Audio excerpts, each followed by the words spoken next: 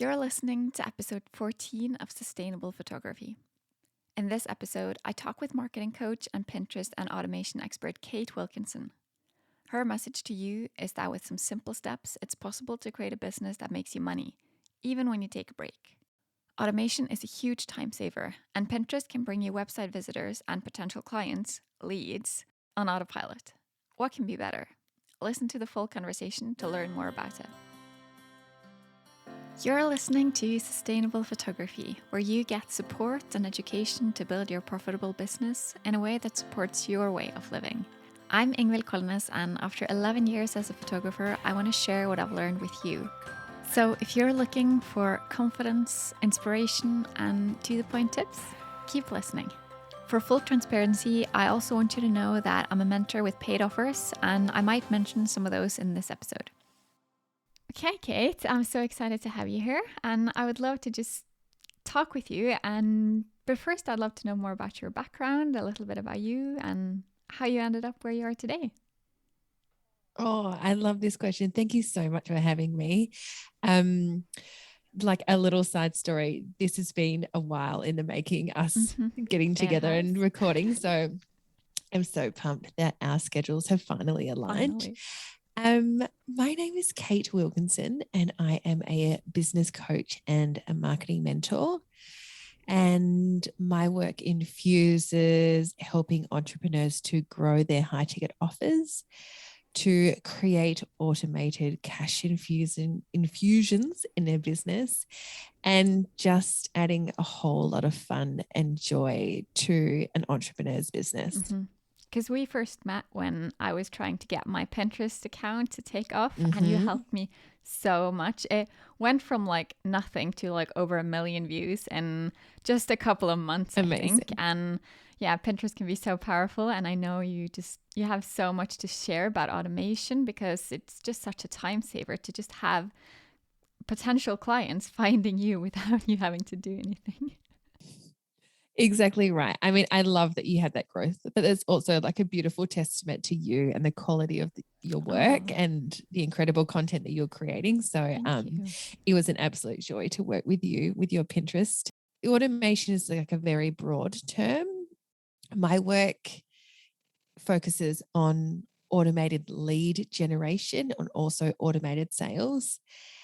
And it's just one of those things that we all dream about, you know, those like PayPal pings in the night and making those sales when we are doing fun things like, you know, I was at a friend's wedding earlier this year and I made 3 funnel sales, and it was just so indicative of when you set up the right systems that you can make money when you're celebrating with your friends and drinking champagne and all of those wonderful things.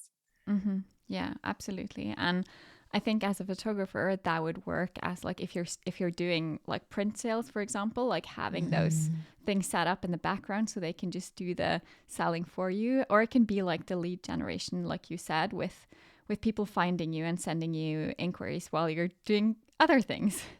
Yeah, exactly right. And so what you want to do with automation, like you said, is that you want to generate those leads. And something like Pinterest can be an incredible evergreen engine that creates this entry point into funnels in your business. And these are so powerful because it attracts highly engaged, warm leads, and they're far more likely to convert into customers, sales, subscribers, all of those wonderful metrics that all of us need so deeply in our business to grow. Yeah, absolutely. And I think most of us use Pinterest, and then we use it for like just the fun things, like looking at clothes or just like pretty things or DIY things. And then it turns out you can actually use it for your business as well, which is fun. You can. Yeah. I mean, all of us use Pinterest. I mean, I'm planning my house renovation at the moment. So I definitely use Pinterest as like a mood board, right? A wonderful, seemingly endless library of inspirational images. But the way that I encourage people to think about Pinterest in their business is to think about it like a visual search engine. And just like Google, just like you say, optimize your website with SEO so it ranks in Google, you do the same thing when you optimize your pins in Pinterest so it appears in the search results. And though I don't offer Pinterest management as a service anymore, I still am so wildly passionate about its place in your marketing strategy, because a Pinterest user is a very intentional user. And what I mean by that is, say like the average Instagram user, we've all been there, like picked up our phones and started suddenly scrolling and haven't even realized that we have even opened our phones and are kind of mindlessly absorbing content that could be like an array of anything. Whereas the average Pinterest user comes to the platform with a really clear intention in mind of what they want to discover, learn, or be inspired by. And so just like Google, they type in those search terms, and then this beautiful curated selection of content appears in front of them. And that's why those conversions are so high from Pinterest, because the journey from having an idea of what you want to learn, discover, be inspired by, to typing it into Pinterest and finding it, and then being taken to a website is so simple and linear, right?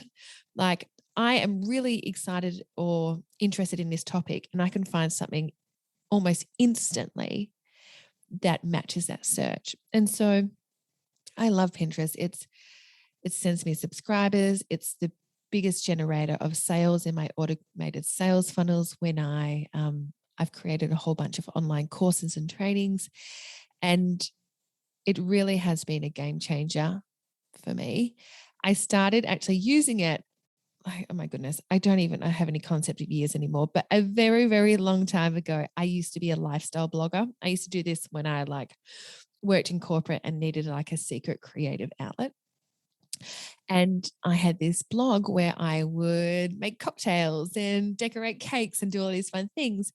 And I started playing around with Pinterest because that's what bloggers do, right? They share their stuff to Pinterest. And I had no idea what I was doing, but I was just kind of sharing my pins and writing descriptions and then just like I was dumping and leaving, basically. I wasn't doing anything. And I had created a couple of freebies about, how to start a blog, like when blogging was like the real thing, how to start a blog and how to grow your email list.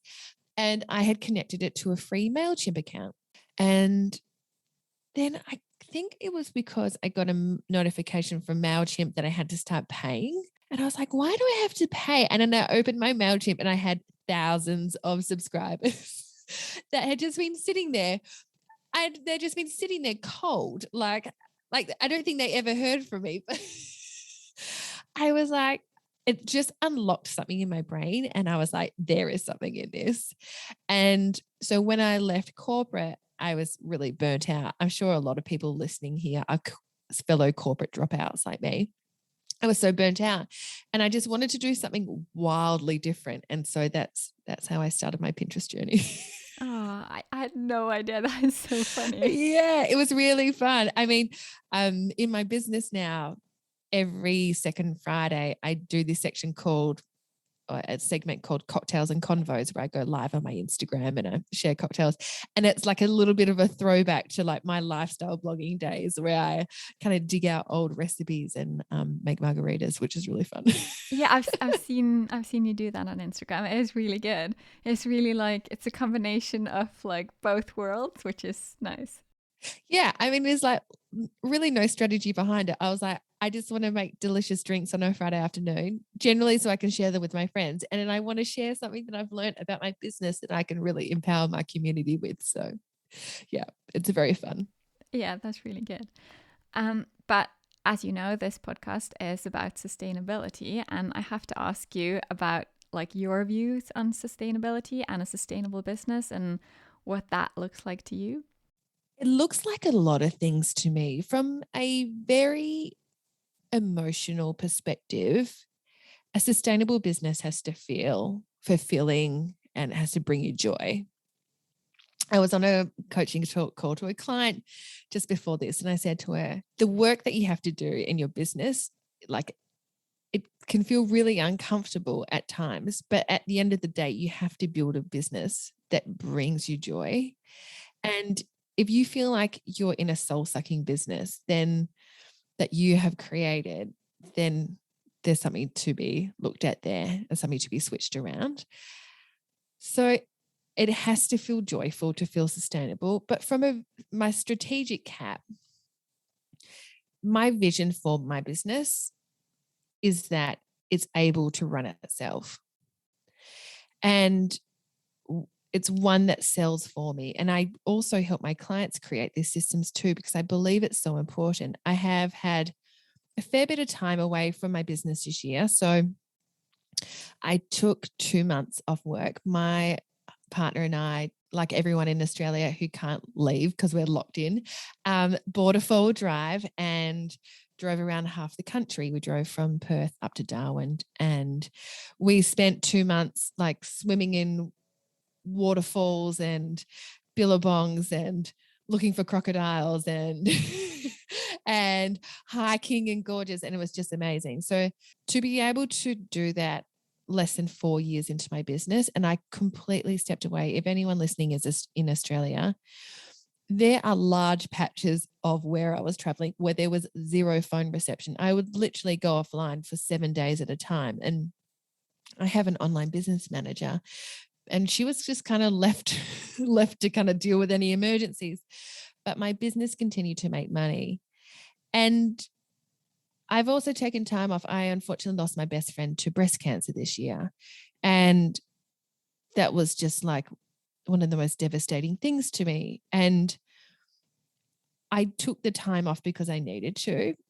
And I still made money. And I was kind of laughing with a girlfriend of mine because I said, if I worked in corporate, I would probably still have to go to work in this like terrible state where I would just sit at my desk and achieve nothing. But instead, I really got to honor how I was feeling and taking that time to mourn. And I could do so without feeling like another big disaster was going to happen, which is like my entire business fell apart. And I just honestly couldn't have emotionally dealt with all of that at once. And it was just, it really just reiterated to me how important that is to create a business where whether you have, planned breaks or unplanned breaks, and to know that everything is going to be okay. I agree, and I feel very much the same way. I had right before the pandemic hit, we were in Bali, and during those 3 weeks I was in Bali, I don't think I've ever sold or booked as many weddings, and I didn't do anything.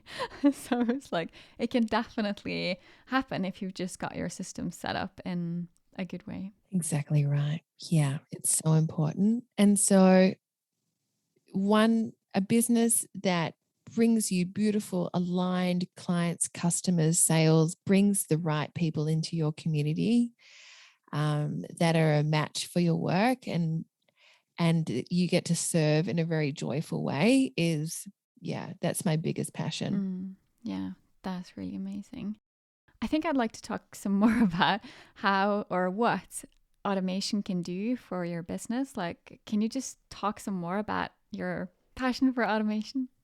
Yeah, of course. I mean, it can look like different things for everyone. So it may look like being a lead generation machine. So attracting people into your business and then creating sales funnels and nurturing funnels until they book a discovery call with you or book a sales call. Or can you explain like funnels and lead generation for those who might be new to those terms?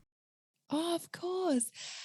Yeah, of course. I mean, I guess funnels is like, I think when some of us think of funnels, we think of like, like the 1990s marketing where you just see like a picture of a funnel on like some PowerPoint presentation and you're like, what does that mean? But what a funnel is, it's just taking someone on a journey.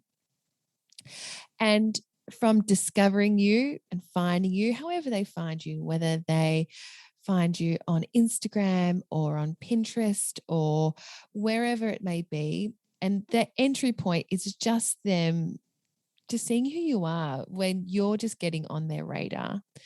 And you just basically take your lead, let's use a very marketing word, your lead or your new prospect on a journey with you. And when I speak to my clients about creating a funnel, I know we're all really excited about, making $5,000 a month on automated sales or whatever.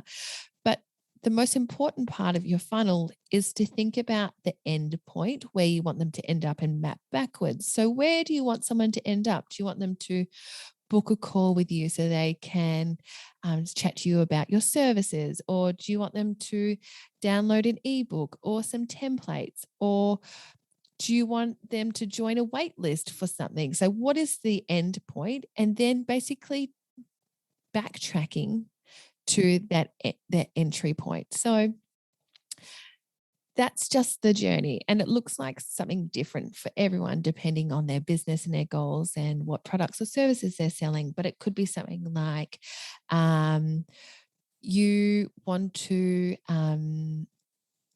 you want someone to book a call with you. So it could be they download like a free PDF guide or some templates. That's your entry point. So now they're getting a bit warmer. Now they know who you are. Now you're jumping into their inbox. Now they're kind of understanding further who you are.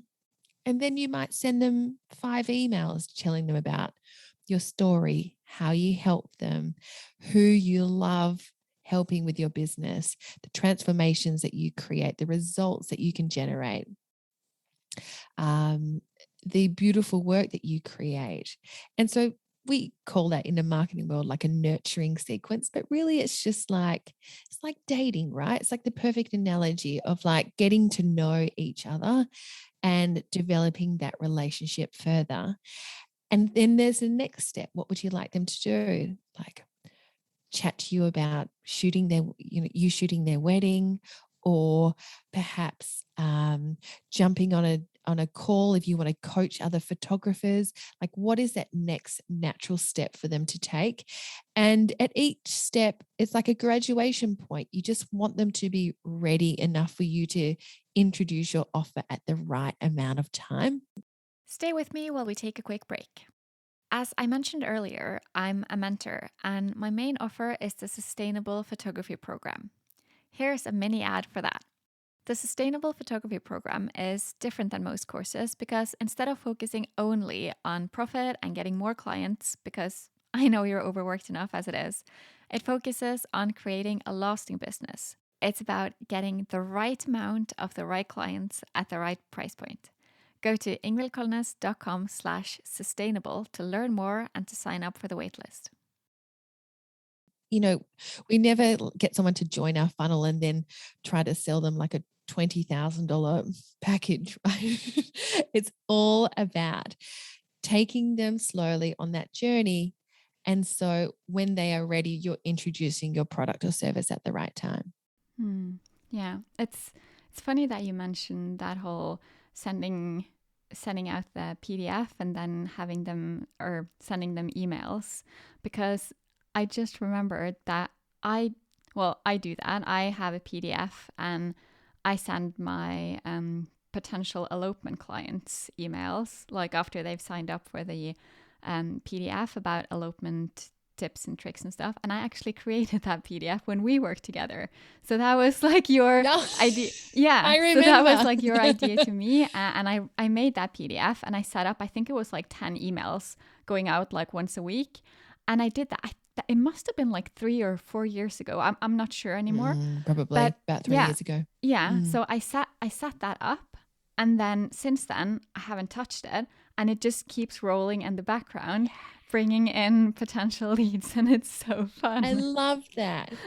And I love that you just have this one very hyper-focused freebie as your entry point. The one mistake I see a lot of entrepreneurs making is that they're looking for this silver bullet. And so they're constantly just creating new freebies all the time without actually letting it have this beautiful growth period and actually tracking what happens along the way. Because in any kind of funnel or in any part of our business, the data tells us everything, right? Like we can have an emotional reaction to everything in any way in our business, but the data really actually tells us what's going on. And so my tip would be, don't feel like you have to create like 10 free pieces of content, one new thing every month. Just creating one freebie. One of mine in my business is called 10 cash infusions you can add to your business right now. And that just ticks along. And I see who comes into it. I look at the open rates. I look at the click-throughs. I see who has gone into that next level and booked a free coaching call with me. And I track those conversions. And then I make decisions about it accordingly. Yeah, absolutely. Because I think that's part of it, that when you do something, whether that's something like automation or something else in your business, you feel, at least most of us feel, very emotionally tied to everything we do in our business. It's just us. 100%. Yeah. So if something seems like, oh, this isn't working, we're very quick to dismiss it. Like, oh, I just posted this post, nothing happened, it didn't work. Instead of seeing the long run, seeing how it goes in as the longer effect of it, because that's usually very different. Yeah. The silver bullet doesn't exist. Yeah. So just being patient. Exactly right. But changing if you see that it actually isn't working over time, though. 100%. And the other thing I would say, like, take a leaf from your book, which is saying your freebie, your entry point, whatever it is, must directly align with the products or services that you are selling online, because we don't want to have any vanity numbers when it comes to, say, subscribers. We don't want to attract just anyone. We really want to attract those that are directly interested in the products and services that you offer in your business. Otherwise, you just end up with a cold list that is not engaged. And then you end up paying all this money for hosting those subscribers who have no intention of buying from you ever.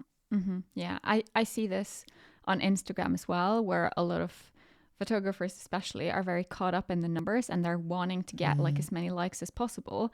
And then usually they are probably attracting other photographers which have no intention of ever buying from them, instead of just settling with a lower like number and then getting closer to the people that are actually willing to pay for what they have to offer. Mm-hmm. Well, yeah, exactly right. Yeah. I love that.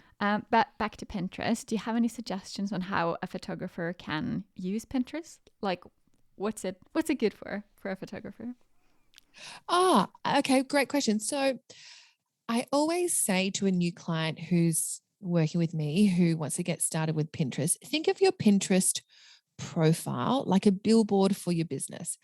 And so what that means is it needs to be, just like I talked about, it needs to be reflective of the products and services that you sell. And so say you're a wedding photographer, that means that if you have a board about kitchen renovations or cocktails, then they are the perfect board to be set to private, but it shouldn't be on your billboard for your business.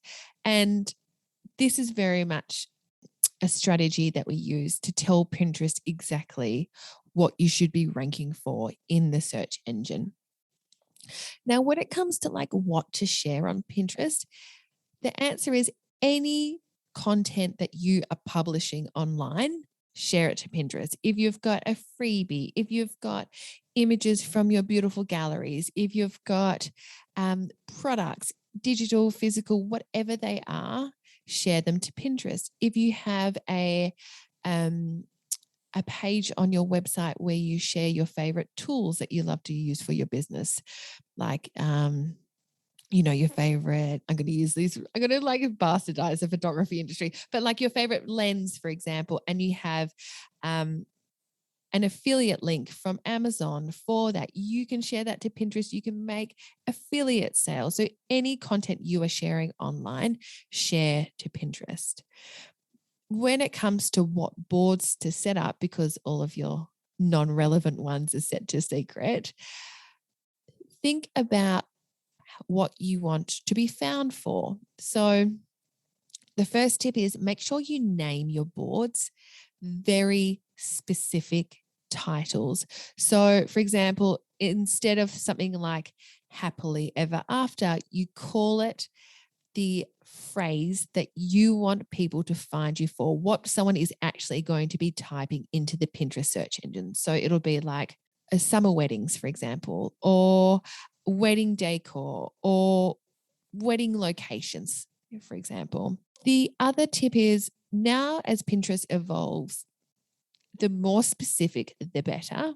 So we call them long tail keywords. That sounds like a big bunch of marketing lingo, but as specific as possible. So instead of calling your board weddings, is it summer weddings in Austin, Texas? Like, is it that specific?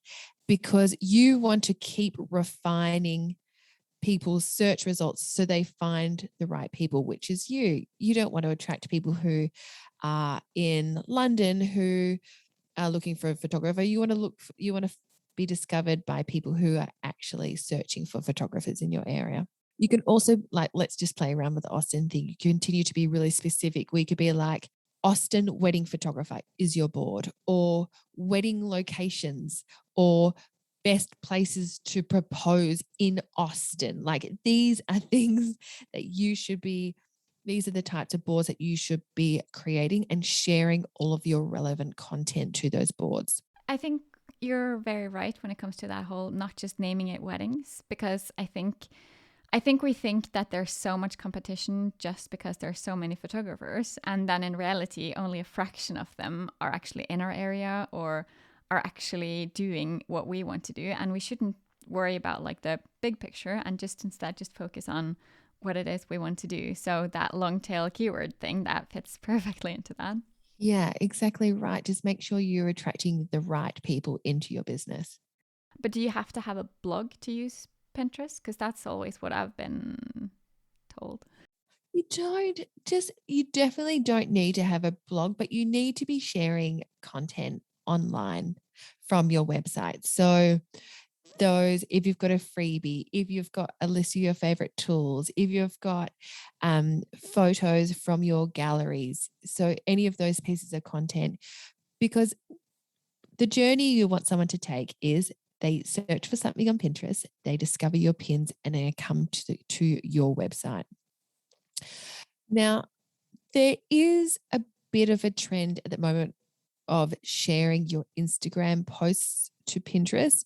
I'm personally not a fan, because you want someone to come to your website, so they're far more likely to convert. So you can offer your freebie, you can offer your free call, you can encourage them to take action, and it's on your website that you can really curate that experience. You can get them to listen to your podcast episode, for example, another great piece of content you can share to Pinterest.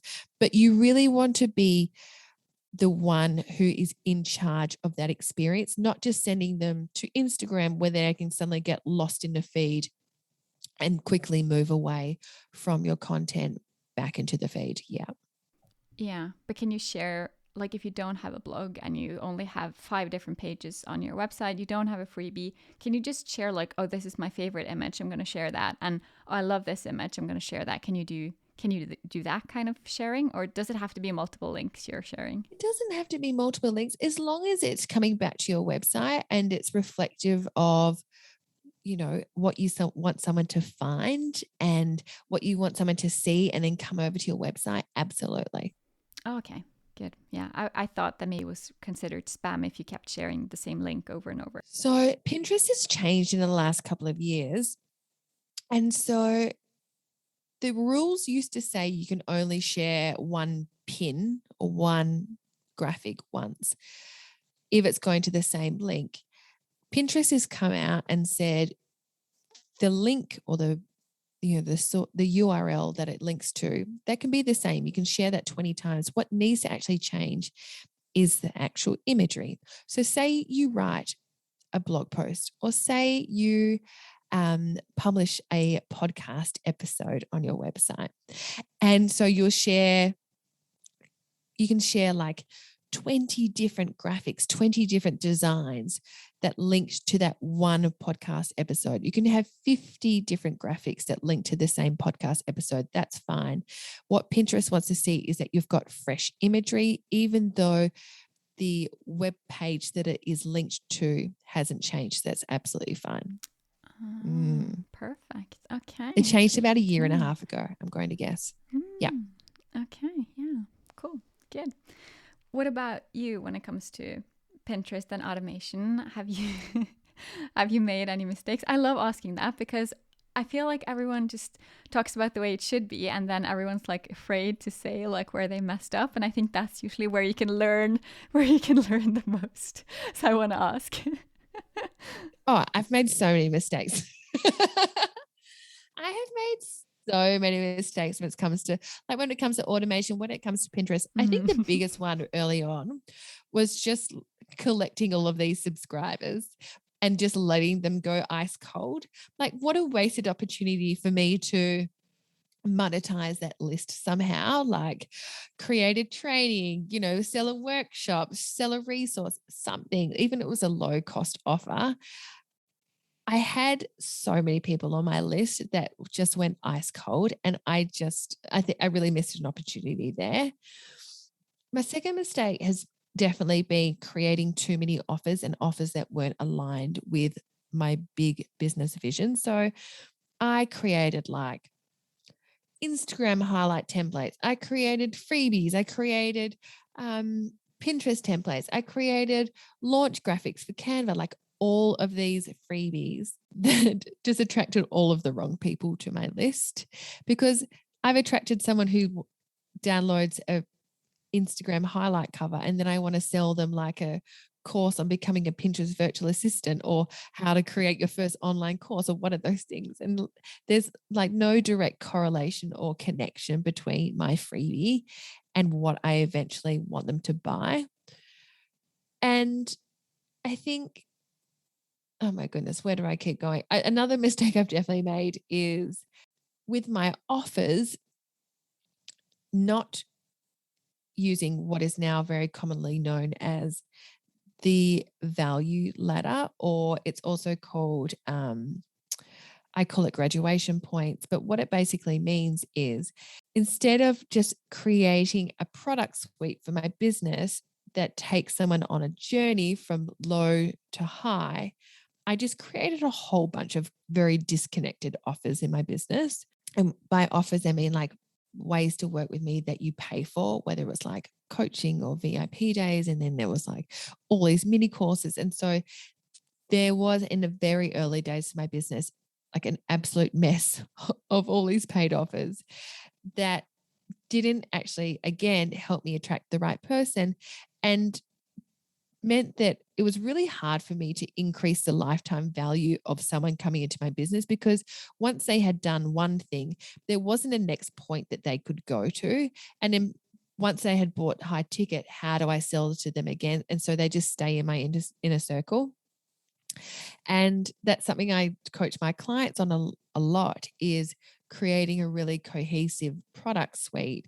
And so at every point in your business, you can serve that one person, because it's so much easier to keep selling to the same person as opposed to trying to attract new leads, colder leads into your business all the time, as opposed to just nurturing whoever's in there first. Yeah, I That's guess just a small selection of all. I think that's a good selection of mistakes, definitely. But I do think I've been a wedding photographer for most of the time. I've been a photographer, and I've always found it like really hard to keep working with the same person over and over again. But as I've been doing it for a while, I see that there are definitely things that you can do if you just want to keep working with that same couple, because you can offer anniversary shoots, you can offer shoots if they have kids, you can offer albums. Like there's so many things you can keep offering. So don't like just discontinue the relationship once you're done with the wedding. I think that's important. Exactly right. I love that so much. What about other people's mistakes? Like what's some commonalities that you see like other entrepreneurs making when it comes to automating their leads and their sales? The one thing I see is that they're not focusing on really developing that relationship before they go in with this hard sell. And, just to pull on that dating analogy again, like you're not asking someone to marry you on the first date. And it kind of can feel icky and sleazy and uncomfortable when you have just joined someone's list and you've just kind of jumped into, understanding who they are, and then they're hitting you with a big sale. It could be really polarizing. And so I think that's just a really common mistake, is to almost be quite impatient with that journey, as opposed to being really mindful about introducing your work at the right time. Yeah, I think that makes a lot of sense. I think a lot of people forget about that. Yeah. That whole, like, how the other people must be feeling when getting sold to, because no one likes that feeling.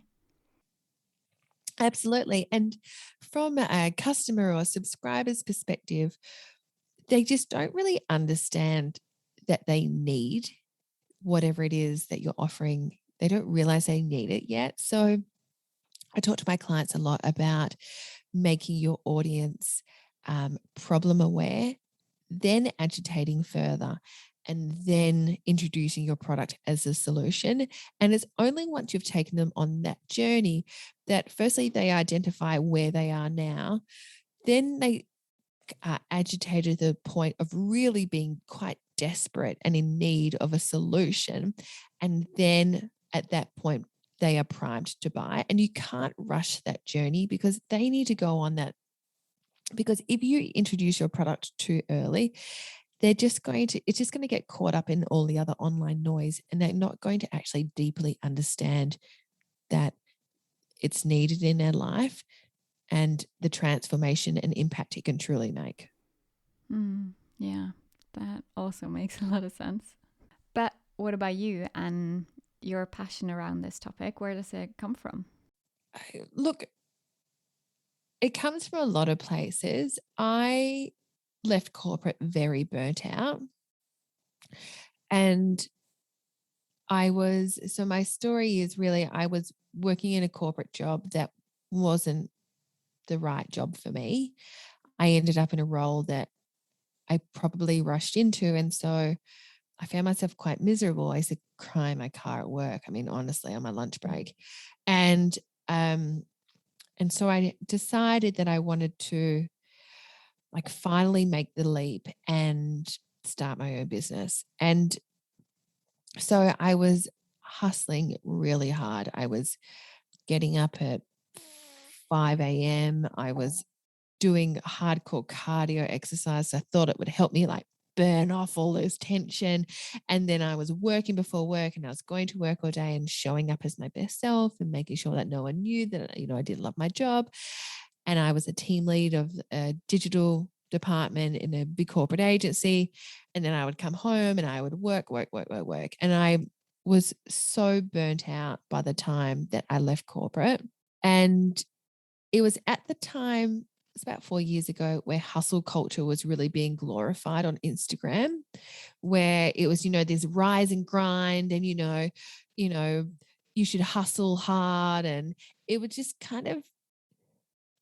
it just made me so angry that this was being romanticized, that you basically work to the point of burning yourself out. Let me tell you about my friend Inessa. She was ready to quit when she joined the Sustainable Photography program. Since joining, though, she's completely restructured her prices, built a new website, and booked her very first dream wedding after years as a photographer. Here's what she says. The Sustainable Photography program has helped elevate my brand and given me a voice. This is a facelift every entrepreneur needs. No more playing games. This is for the ones that want their love for photography to become a long-lasting business. Go to ingvildkolnes.com/sustainable to learn more. And I was in the depths of it at the time. I had all these health complications. I ended up having problems with my cycle, with my hormones, and things that I'm still working to repair today, almost 4 years later. And it was, Instagram was such a big thing. It was really thought to be like the quote unquote only platform to grow your business with. And I was like, this isn't right. And I had seen how Pinterest could help you grow your business without you really having to, knowing that you're doing anything. It's kind of really growing on its own.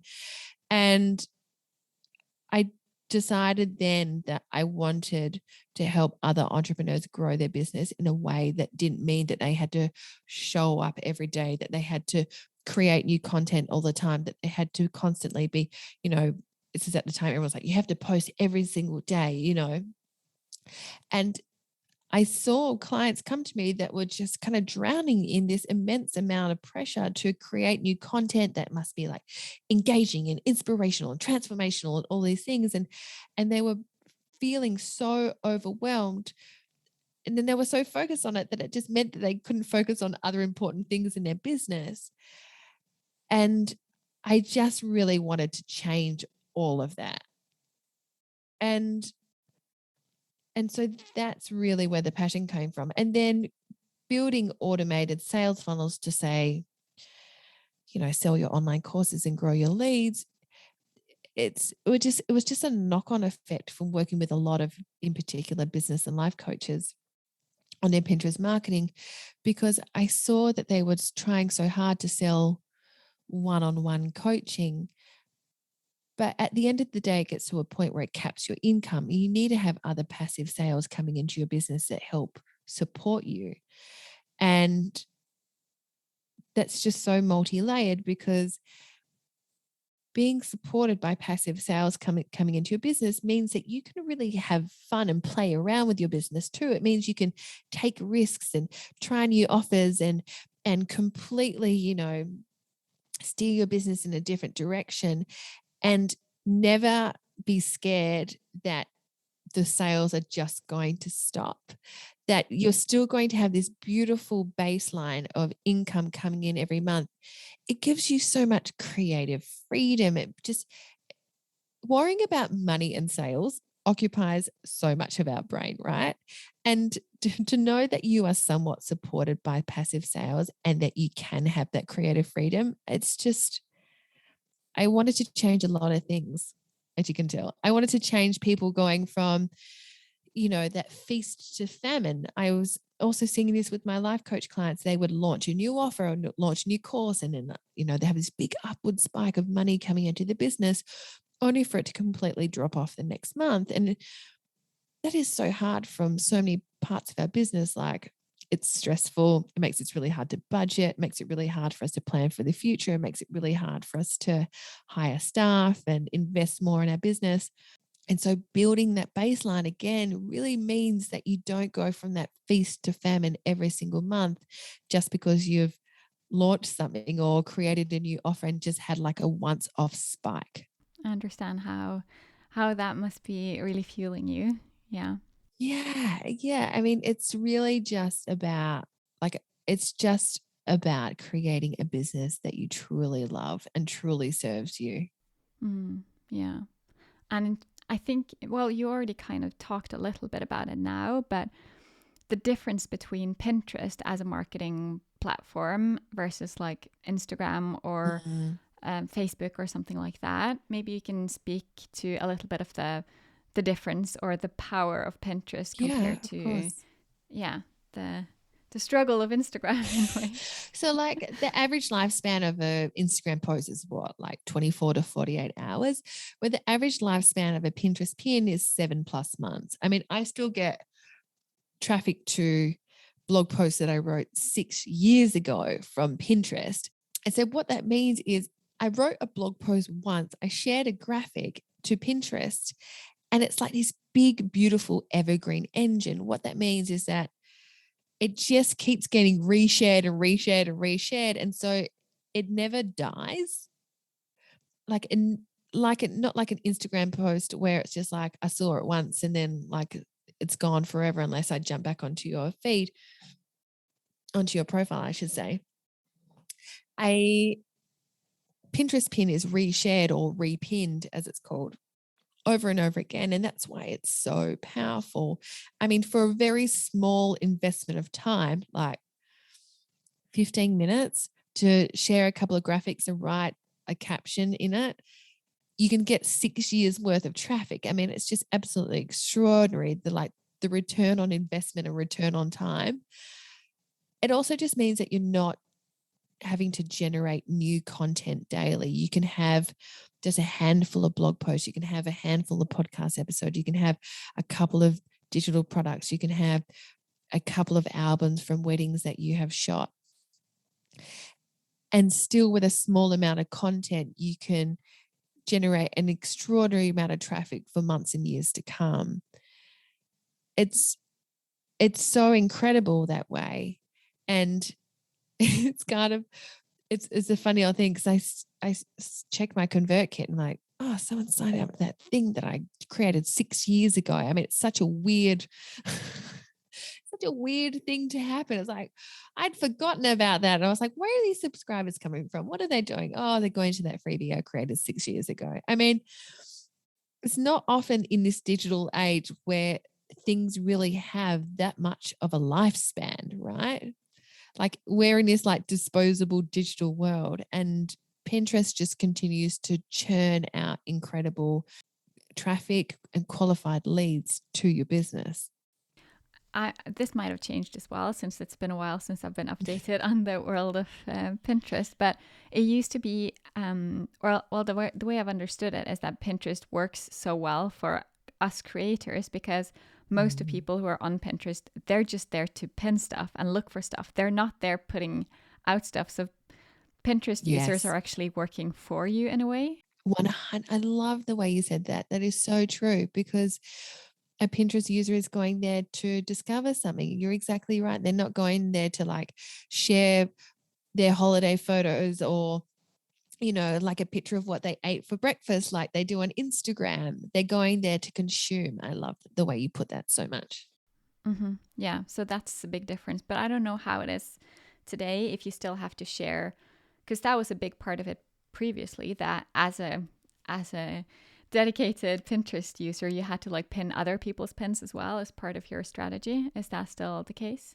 So when we first started using Pinterest in a strategical way as a marketing tool, we used to say that you would pin 50% of your own pins and 50% of other pinners.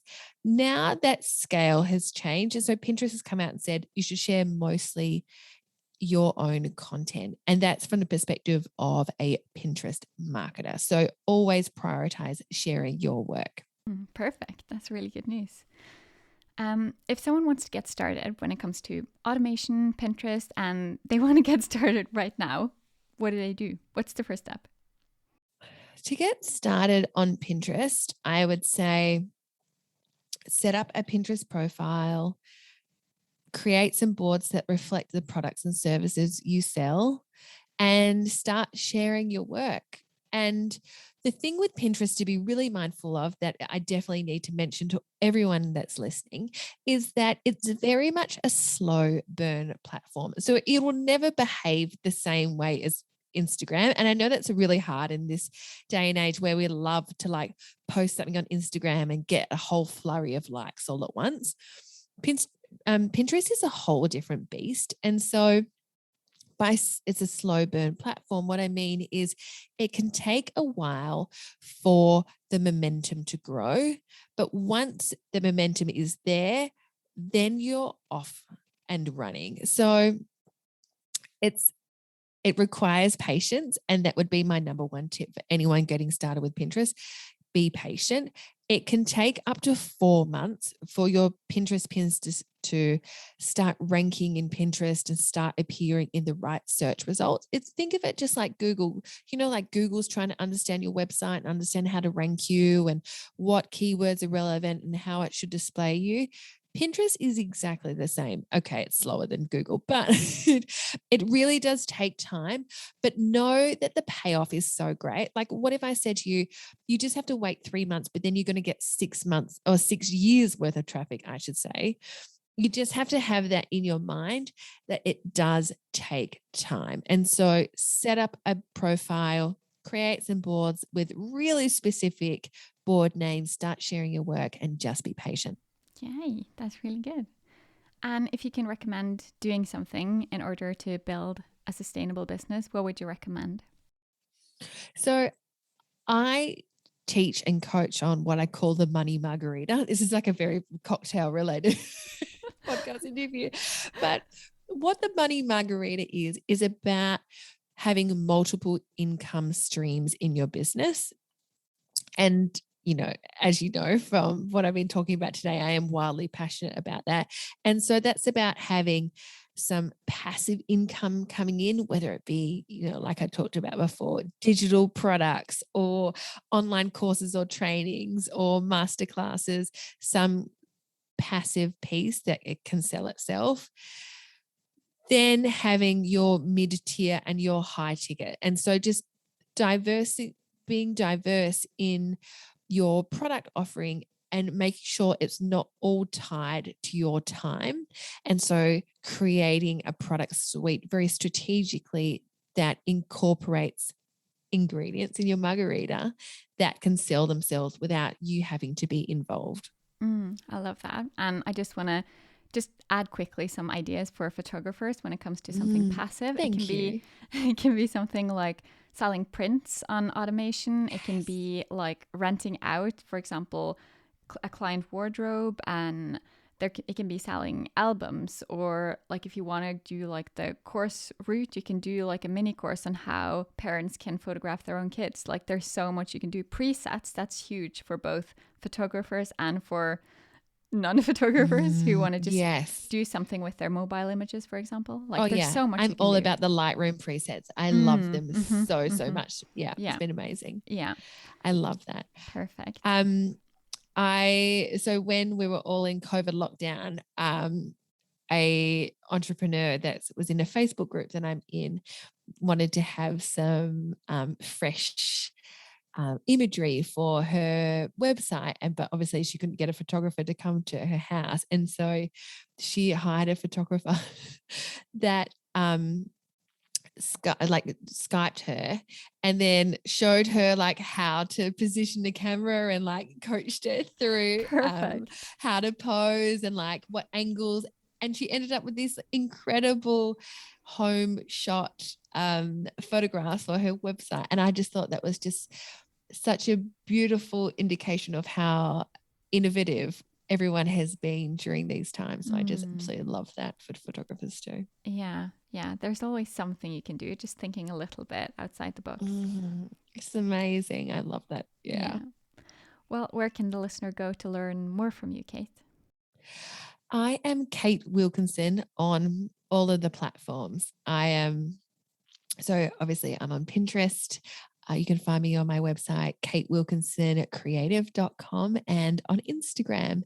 And yeah, I mean, I definitely still love Instagram. I didn't want to sound like I was bagging it too much. It's just a very different beast. So if you wanted to connect with me on IG, and if you have like one question about getting started with Pinterest specific to your business, feel free to drop into my DMs and ask me a Q, and I'll help you move through that. Perfect, Kate. Thank you so much. Thank you so much for having me. I'm so glad we finally got to make this happen. It's been such a joy. Thanks so much. Thank you, gorgeous. Speak to you soon. Bye. Bye. Thanks for listening to Sustainable Photography. Head over to Instagram at Ingvild Kolnes to tell me what you want future episodes to be all about. Check out the show notes over at ingvildkolnes.com/podcast. You can learn more about the Sustainable Photography program and sign up for the waitlist there. To get more of this content, make sure you subscribe to the podcast and leave a review. Your support makes all the difference. Talk soon.